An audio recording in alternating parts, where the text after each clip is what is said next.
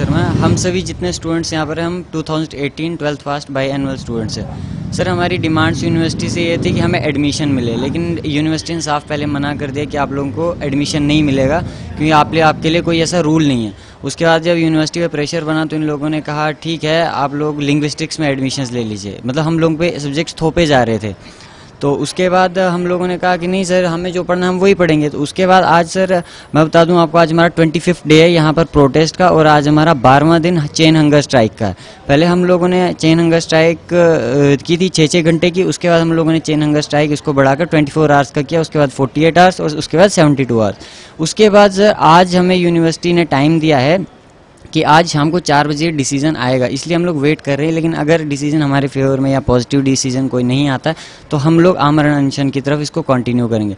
और सर यहाँ पर यूनिवर्सिटी ने हर एक कोशिश करी जिससे स्टूडेंट डरे, यहाँ से भागे, चाहे पुलिस का इस्तेमाल हो चाहे कोई भी।